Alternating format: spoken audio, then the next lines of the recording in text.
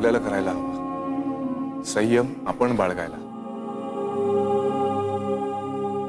आईने जर का विचार केला असता, संयम बाळगला असता, तर हे आता असं हॉस्पिटलच्या लॉबीमध्ये ती वागली असं वागली नसते ना. आत्ता पण दवाखान्यात आहोत. पप्पांना दवाखान्यात असणं नाही आवडत. रादर कोणालाच नाही आवडत ना. मग आपल्याला न आवडणारी एक गोष्ट आधीच घडत असताना अजून न आवडणाऱ्या गोष्टी करण्यात काय अर्थ आहे? कोणाला जर कशाची इच्छा असेल आणि आपल्याला ती पूर्ण करणं शक्य असेल तर आपण ती जरूर पूर्ण करावी. म्हणजे माझ्या रियाला मी त्या बाईकडे पाठवायला हवं.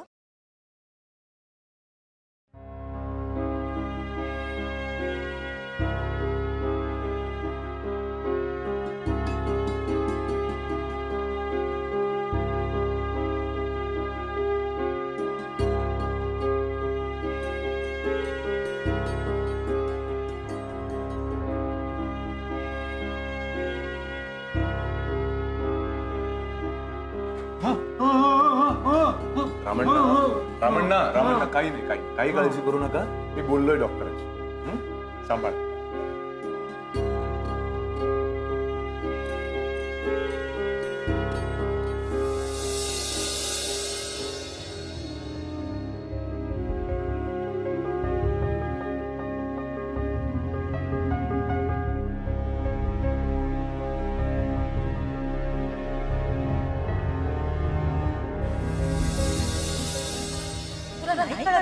नाही आवडत ते खेळणं.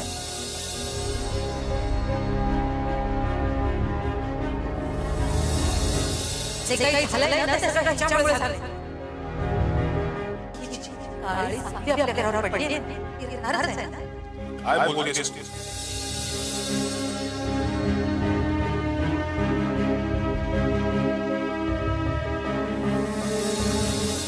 हे बघ, तू मनूची बायको असशील, पण आमची सून नाहीस.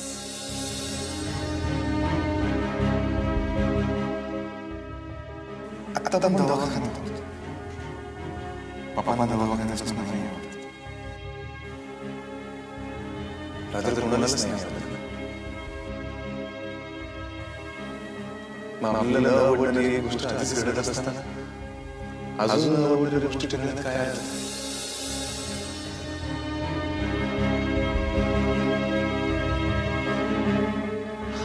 तू जर असं वागलीस तर बाबांना कसं बरं वाटेल?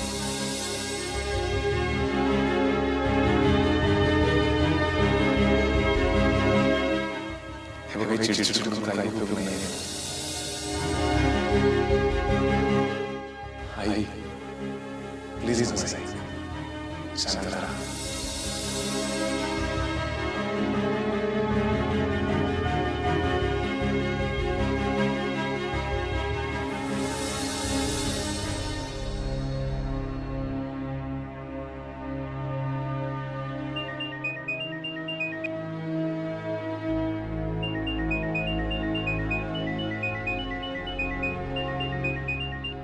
हाँ मैं बोल. हॅलो वैदू. कसे आहेत रे पप्पा? हाँ ओके, म्हणजे काही प्रॉब्लेम नाहीये. Is recovering. गुड. वेल वेदू, तुला जमलं तर जरा एखादी चक्कर टाकशील इथे? हो येईन, पण काही प्रॉब्लेम? नाही प्रॉब्लेम आहे सच काही नाही. पण तू आलीस तर बापांना बघणंही होईल आणि आईचीही भेट होईल, बोलता येईल.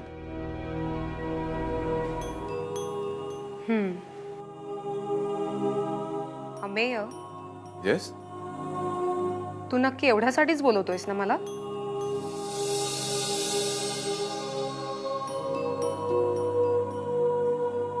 वेदू.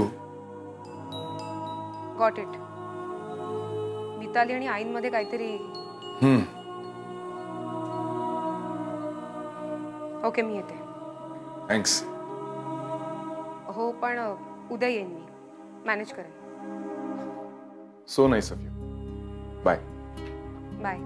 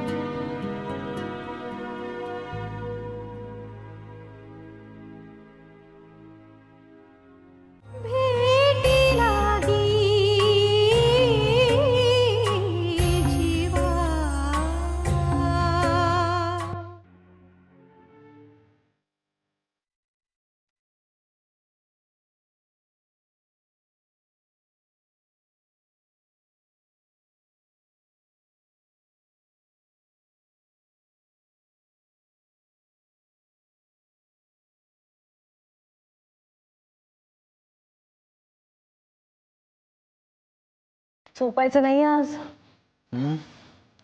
झोपायचं आहे का? पण मी थोड्या वेळाने झोपेन, तू जाऊन झोप जा. हो पण किती वेळ लागेल? हे सांगता येत नाही का? पण तू नको जाऊस माझ्या, जाऊन झोप. परत तुम्हाला दूध वगैरे काही आणून देऊ का? अगं लागलंच तर मी घेईन. जा जाऊन झोप. Good night. Good night.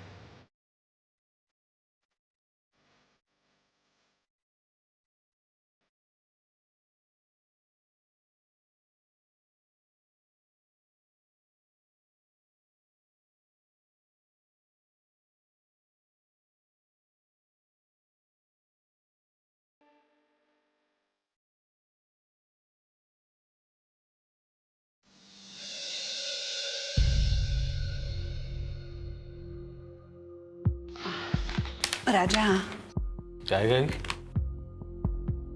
बाई, अजून तू जागीच आहे? 11:30 वाजले.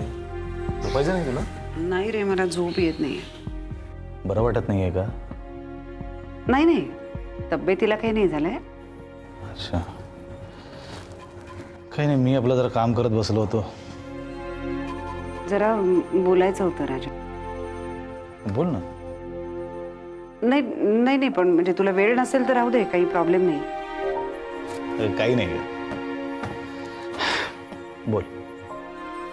हे बघ राजा, आपली रिया आता मोठी झाली. हो ग, 5 वर्ष कशी भरावर निघून गेली कळलंच नाही. एवढी मोठी झाली. ही मुलं कधी कधी कशी मोठी होताना कळतच नाहीये. हो, म्हणूनच म्हटलं की आता पुढचा विचार करायला हवा. पुढचा विचार म्हणजे?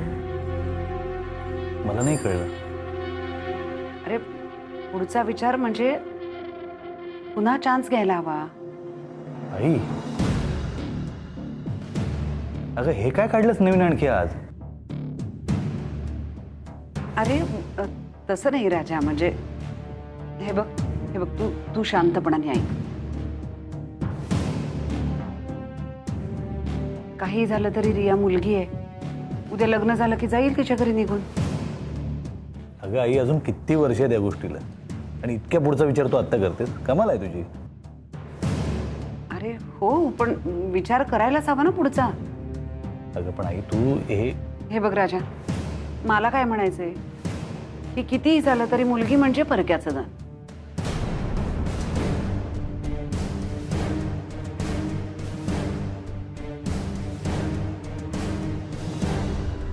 आई, नक्की काय सुचवायचं तुला? जरा स्पष्ट बोलशील? हां, स्पष्ट सांगते. आपल्या वंशाला दिवा हवा, आणि त्याचा विचार तुम्ही दोघांनी करायचा. आई, हो, म्हणजे शेवटी मुलगा तो मुलगाच. हे कोणता काळ चालू आहे? जग कुठे चाललंय? आज मुलगा काय किंवा मुलगी काय, सगळं सारखंच आहे. आणि किती झालं तरी तिथे आपलंच रक्त आहे ना. मुलगी असली म्हणून रक्त वेगळं काय रियाचं? काहीतरी काय बोलतोस राजा? हे बघ आई, मला तुला दुखवायला आवडत नाही. मी अनेक वेळेला काही विषयांवर बोलतच नाही, पण हे असलं खोल डोक्यात घेऊन बसू नको. अगं मुलगा काय किंवा मुलगी काय, मला काही फरक पडत नाही, आणि पल्लवीलाही काही फरक पडत नाही, आणि तुलाही तो पडू नये. मुळात दुसरं मूल असण्याचाच काहीतरी फेरविचार व्हायला हवा. आणि एक आहे, तिला वाढवण्यासाठी, चांगलं घडवण्यासाठी आपण न्याय देऊया. अरे पण आई प्लीज, आपण या विषयावर आणखी नको बोलूया. उगा शब्दाला शब्द लागेल. आणि हो, हे वंशाचा दिवा वगैरे प्रकरण आता बस झालं. या सगळ्या पारंपरिक बुरसटलेल्या कल्पना आहेत, अजिबात मला आवडत नाही. तुला वाईट वाटेल म्हणून कितीतरी गोष्टी बोलत नाही मी, पण या बाबतीत तू मला भरीस पाडू नकोस प्लीज. राजा रे,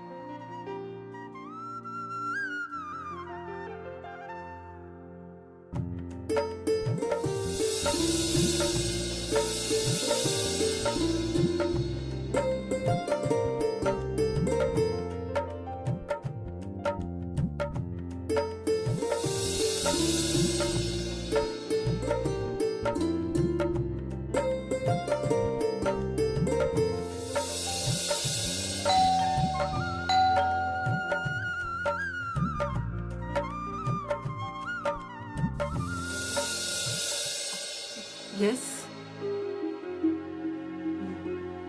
गौरी पांगारकर ना? हो मीच. आपण? नमस्कार, मी मिताली राजाध्यक्ष. राजाध्यक्ष? मनोहर राजाध्यक्ष. ओ मॅडम, तुम्ही अहो या ना, प्लीज कम, प्लीज. थँक्स. या ना मॅडम, प्लीज बसा ना.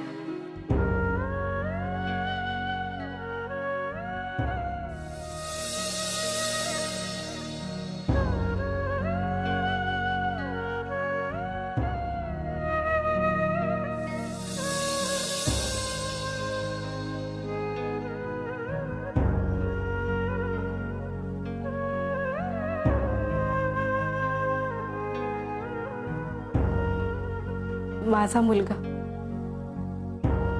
असेल तापाने फणफणून केला तो आत्ताच 15 दिवसांपूर्वी. आय नो, मनोहरने मला सांगितलंय. I am extremely sorry for your loss. तुम्ही बसा ना, मी पाणी आणते. नाही नको, तुम्ही पण बसा ना. It's okay, it's really okay. हो मॅडम, तुम्ही असं अचानक नाही, म्हणजे आलात म्हणून काही प्रॉब्लेम नाही आहे, पण असं तुम्हाला भेटायचं होतं मला. तुमचे साहेब म्हणाले होते मला एकदा भेट आमच्या पांगारकर बाईंना. खूप स्ट्रॉंग बाई आहे म्हणून भेटायचं होतं.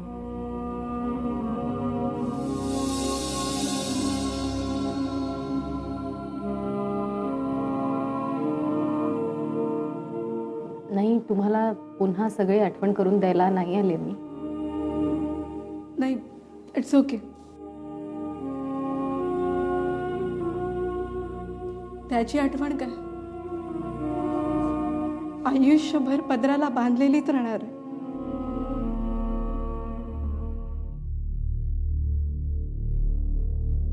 विसरू म्हणता विसरता नाही येणार आता.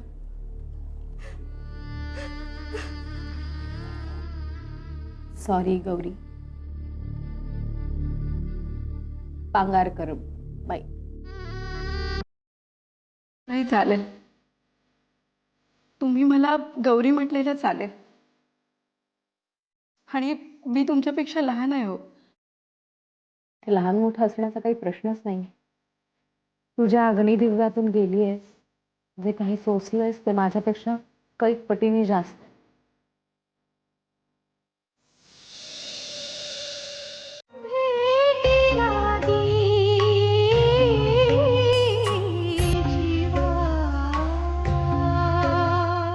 तीन वर्षाचं तुझं पिरियड 15 दिवसांपूर्वी गेलो आणि तू लगेच कामावर होतो झाली.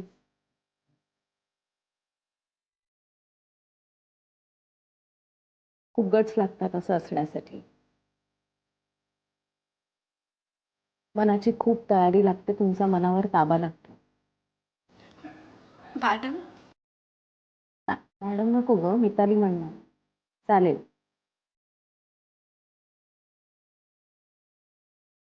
Sir is great person. खरं तर मी त्यांच्यामुळेच रजा घेतली. नाहीतर मला नाही आवडत हे असं पर्सनल प्रॉब्लेममुळे आपण एखाद्याचं नुकसान काय करायचं आणि आपण आपली दुःख लोकांना काय दाखवत सुटायची.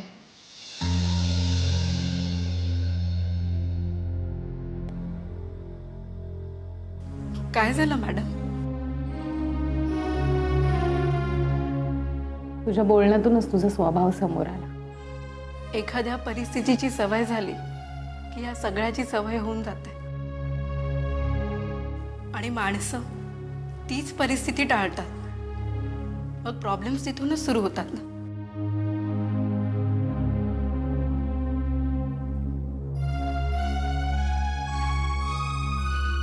तुझा नवरा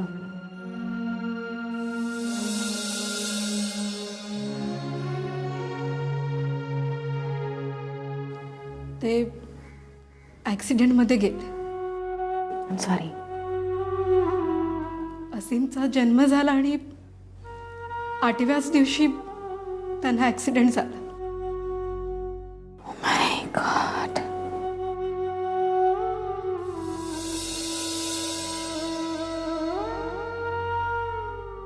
पोरानं पापाचं तोंड सुद्धा बघितलं नाही नीट.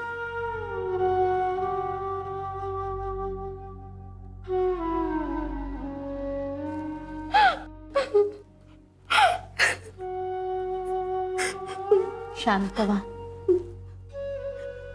शांत हो. ओके. तुम्ही बसा, मी पाणी आणते तुमच्यासाठी. नको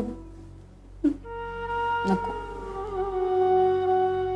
आज मी तुझ्या बॉसची बायको म्हणून तुझ्याकडे नाही आले.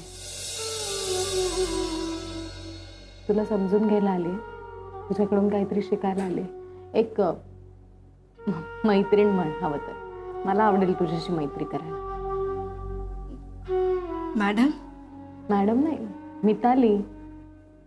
मिताली म्हण मला. चालेल, आवडेल. गौरी, दुःख सगळ्यांनाच असतात, पण त्या दुःखांशी, त्या त्रासांशी, त्या परिस्थितीशी डील करण्याची प्रत्येकाची पद्धत वेगळी असते. मला कळतं, पण बऱ्याचदा वळत नाही, जमत नाही. ती ताकद नाहीये माझ्यात. तेवढी स्ट्रॉंग मी समजत असले स्वतःला तरी तेवढी स्ट्रॉंग मी नाहीये. ती शक्ती तुझ्याकडून घ्यायला आली होती, ती ताकद. कारण मला असं वाटलं मनापासून की तुझ्याशी बोलल्यानंतर मी नव्या उमेदीने काहीतरी करायला उभी राहील. माझ्या आयुष्यात जे काही वाईट प्रसंग आले, घडतायत, घडतील कदाचित.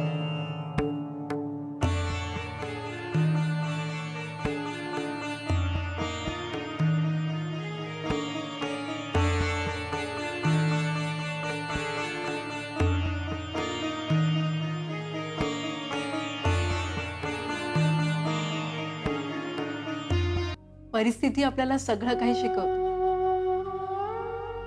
पण आपण ती परिस्थिती सिरियसली घेणं टाळतो. मग सुरू होते सगळ्या दुःखांची मालिका. आणि गेल्या काही दिवसात जे काही घडतंय ना, त्यामुळे जरा जास्तच भीती वाटायला लागली. हे बघ पल्लवी, काही होणार नाही. तू एखाद्या गोष्टीचा नको तितका विचार करतेस आणि स्वतःला त्रास करून घेतेस.